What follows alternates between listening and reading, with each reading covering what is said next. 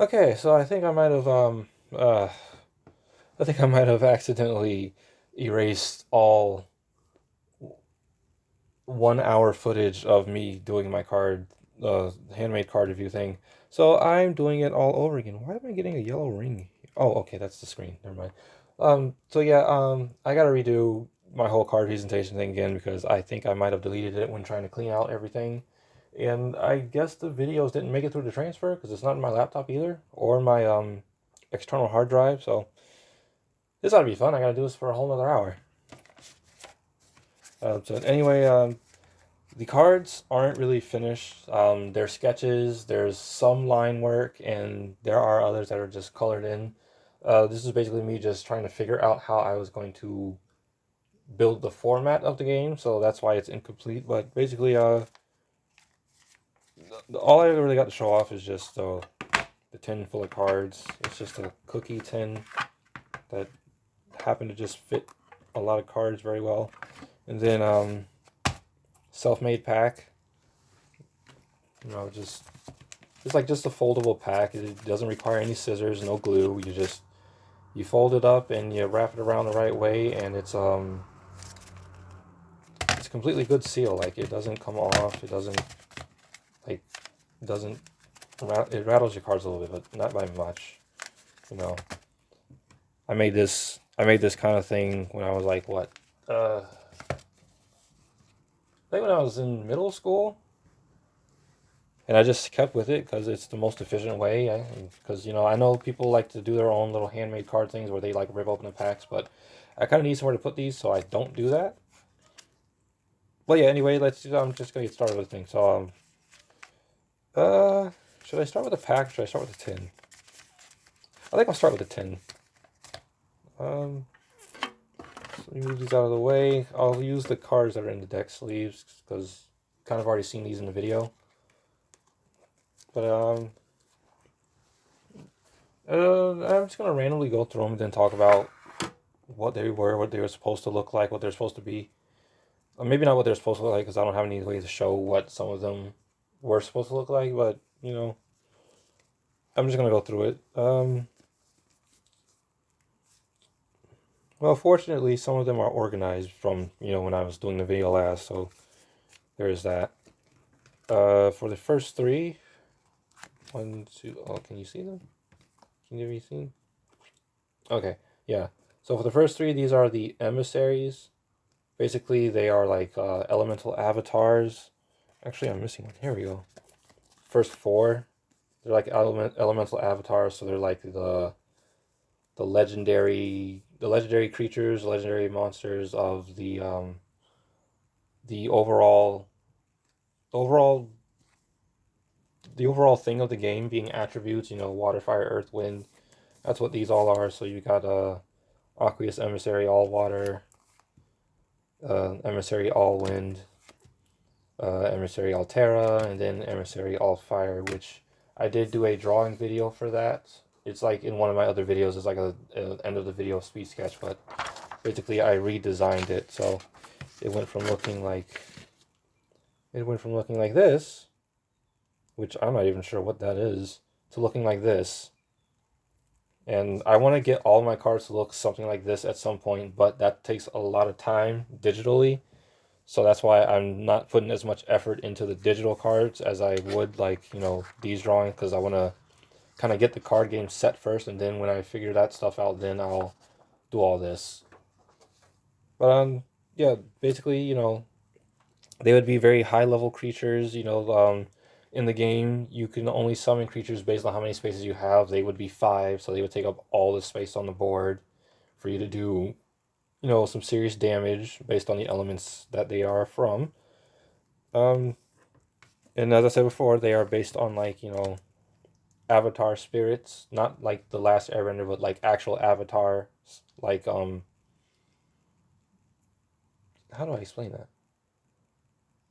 Like they're just protectors of the elements. That's what they are. They're like gods, goddesses, and all that stuff. So that's for the first one. The second set. Oh, and let me know if you want me to finish any of these, because I will. There are some I did finish, but if there's like some you want to see specifically, I will do that because it'll give me something to do. It's content. For the second set, you got the Dawnseraph or Dawnseraph. Basically, it's a mix of the word dancer and what was it a mix of? I think it was just dancer. It was like dancer in another language, and I just put seraph at the end to mean like angelic or something. So you got the Ignis Dancerous, the Marian Dancerous, which is just mermaid, and then you've got the Sylph Dancerous, which is a wind. So it would be one single creature that transforms into these other creatures based on the elements they are. So like if you play Pokemon or if you watch Pokemon, Meloetta, that's what it's based.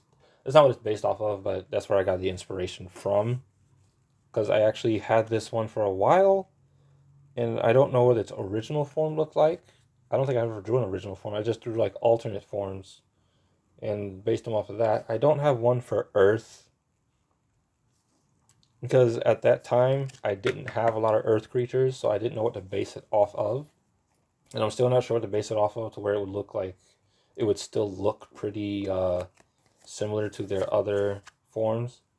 So yeah, mermaid. Ignis. Ignis is the name of a legendary fire creature, or again, like a fire avatar. So much like all fire, they're based off of the same thing. That's why they look so similar. And then Sylph, Sylph pretty much means wind. Like I know there's the word Sylph Scope, which is from Pokemon, like the original Pokemon game, or Sylphco, and that's often it's often associated with ghosts, which technically it can be, but really Sylph just means wind.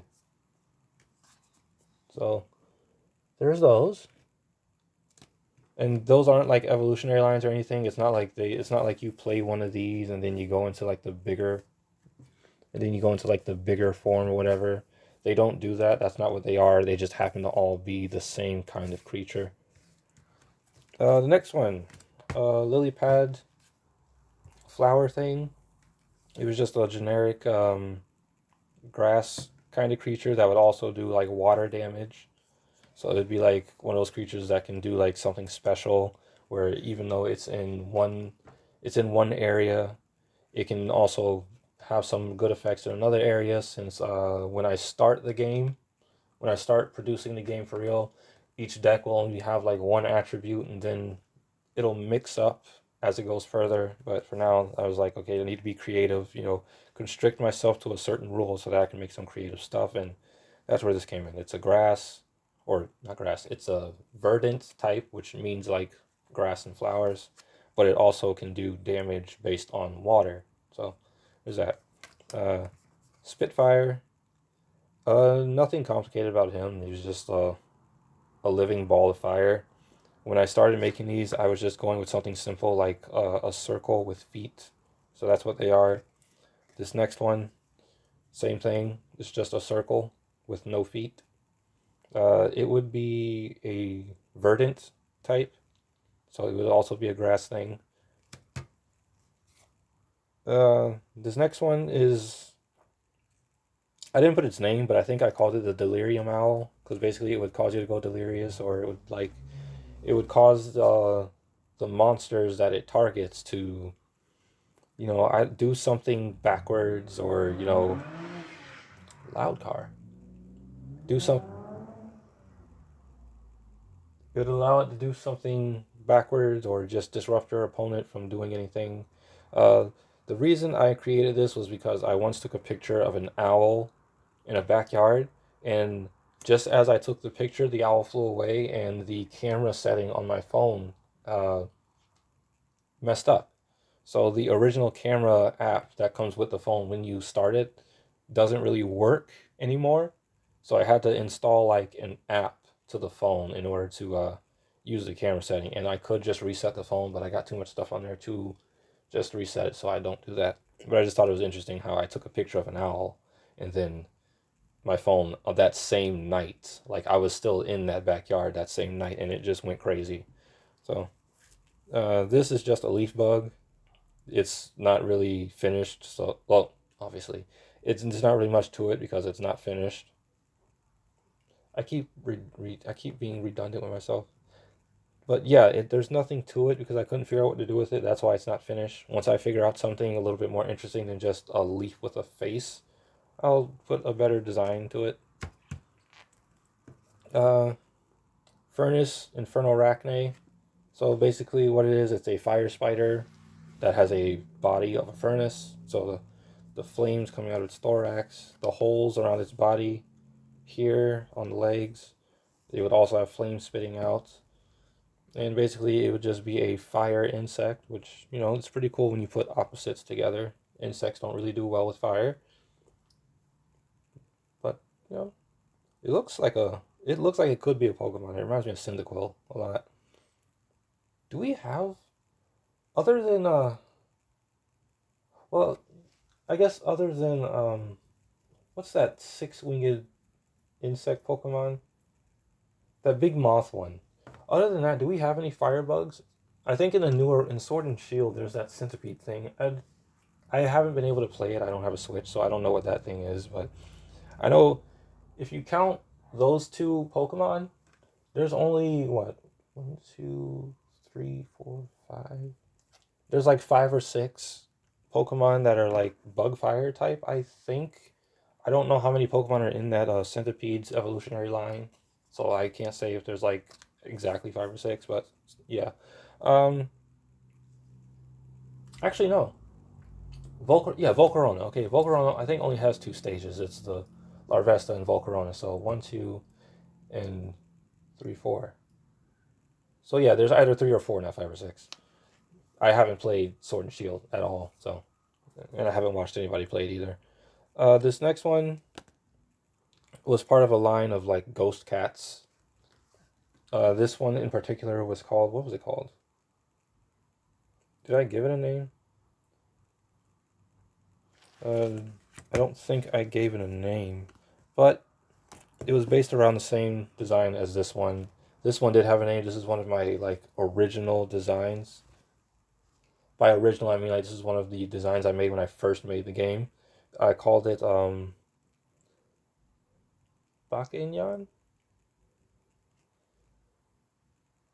Bakenyan. What did I call it? Bakenyan?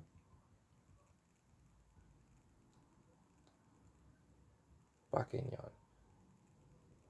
I always do the name, and right now I'm freezing up on what the name was actually called.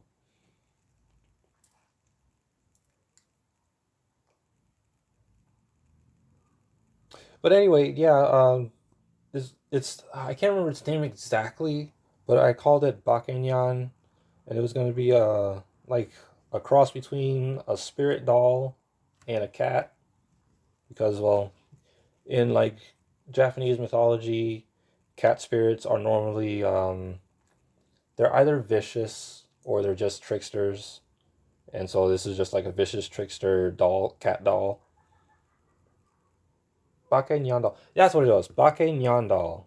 So like Bake as in Bake Neko, which is a cat spirit that is very malicious and mischievous towards humans.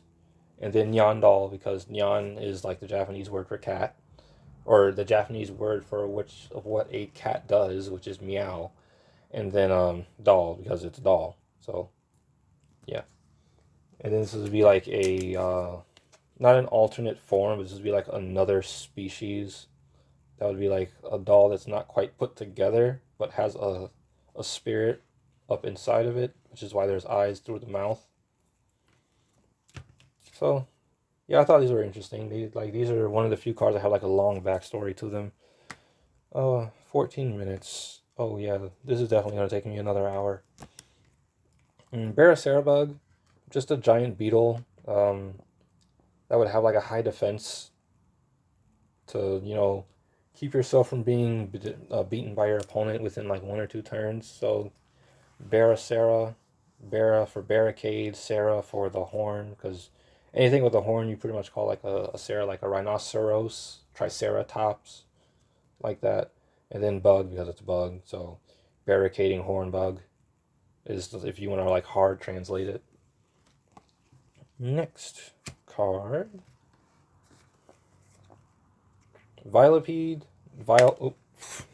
Vilepede, basically it's a vile centipede.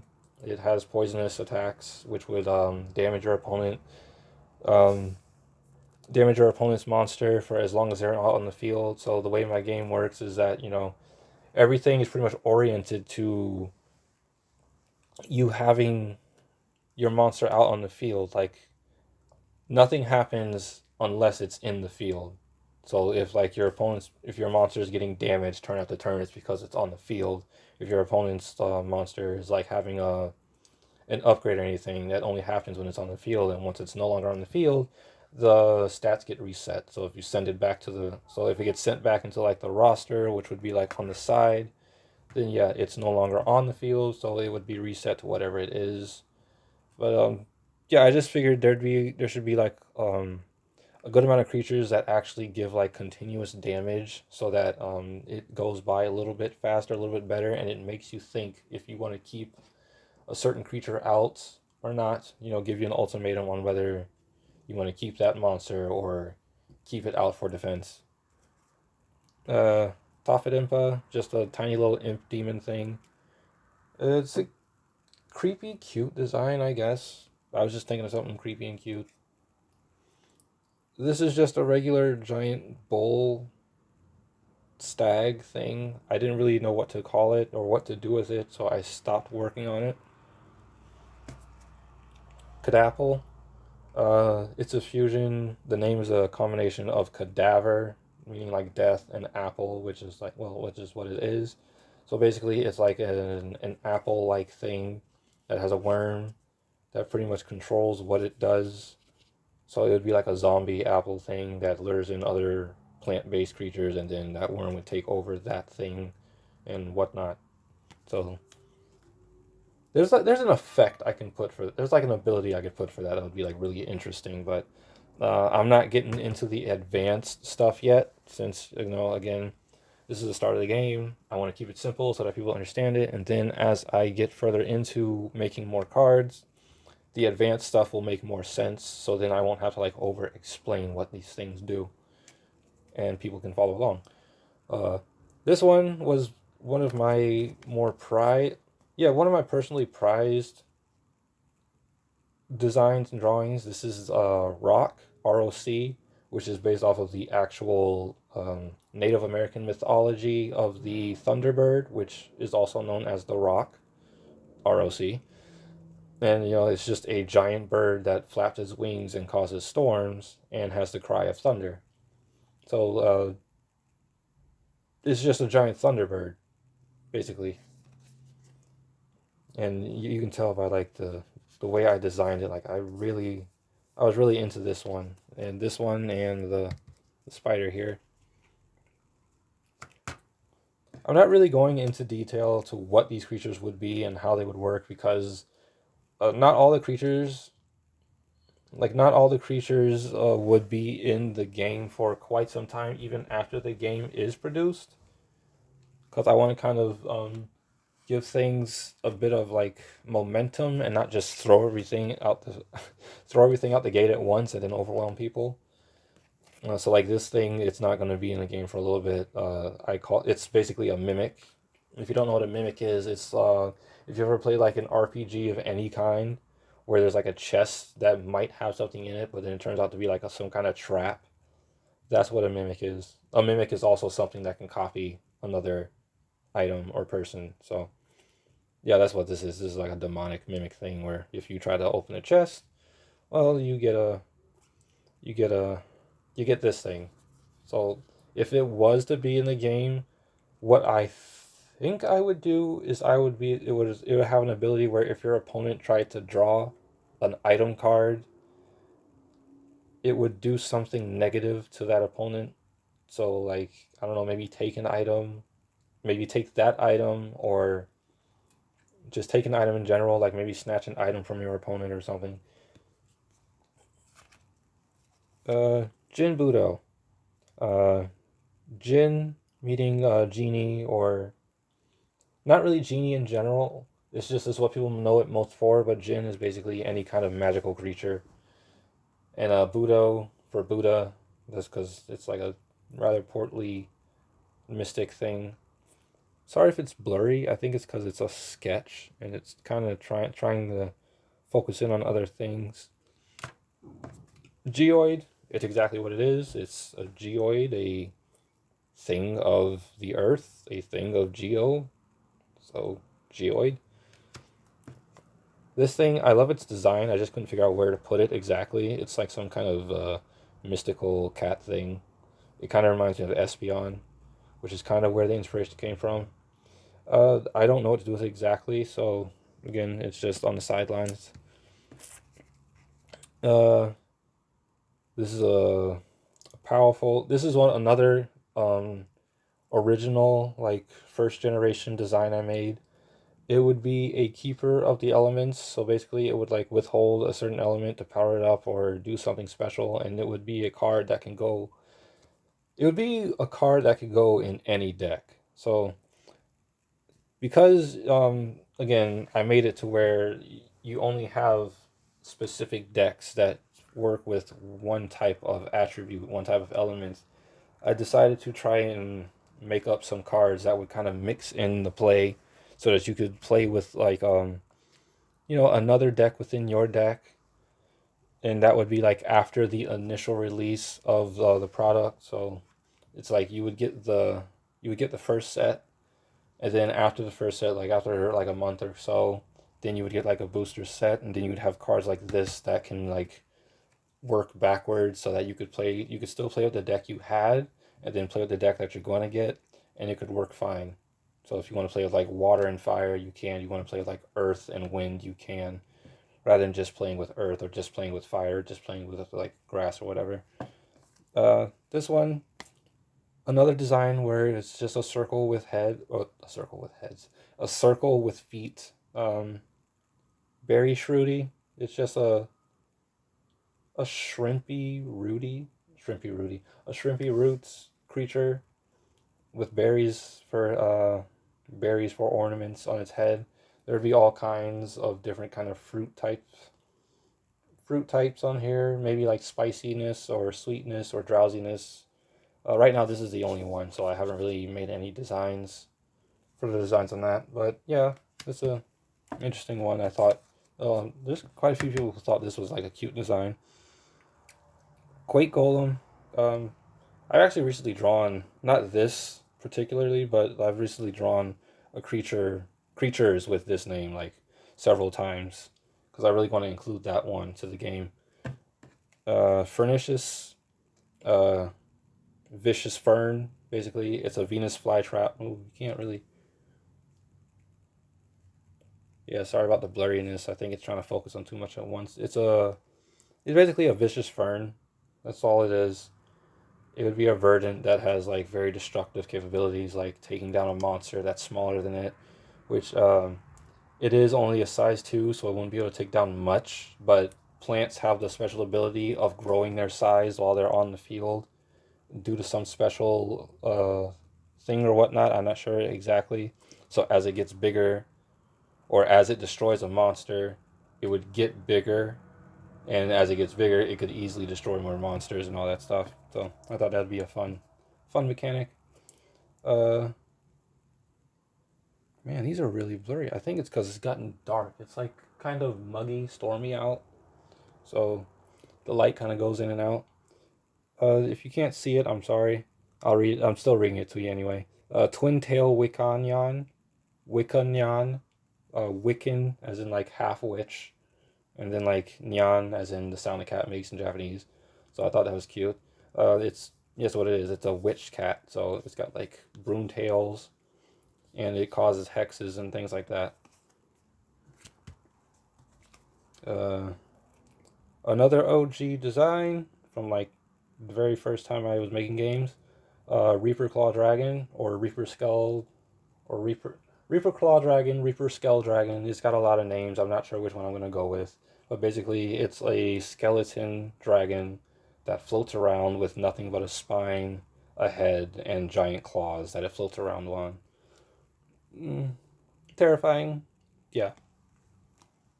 Uh, So I'm not sure what I call this, but I know there's like a whole bunch of these I created, basically called volcanon backs. So basically, what it means is that they just have volcanoes on their backs that work like cannons. Do I have a?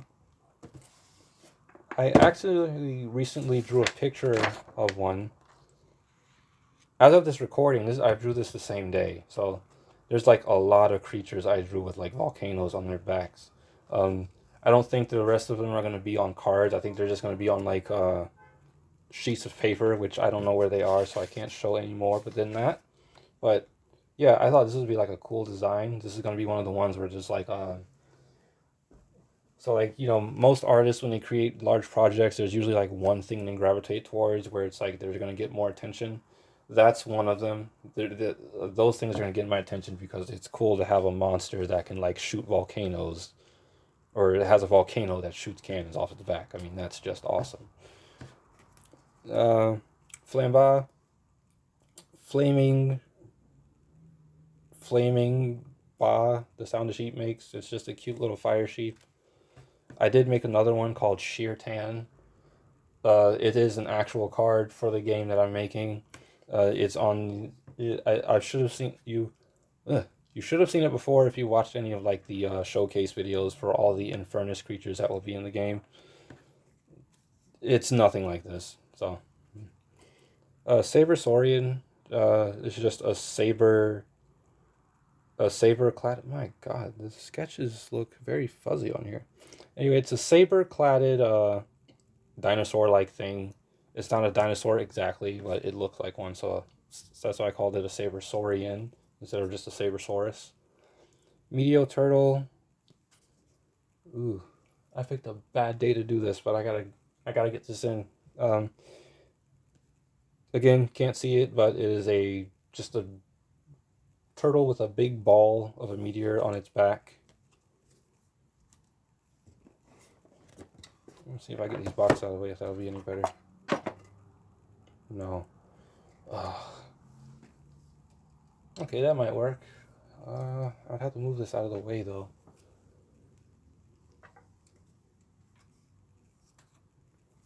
The one time I don't want you to cover up everything.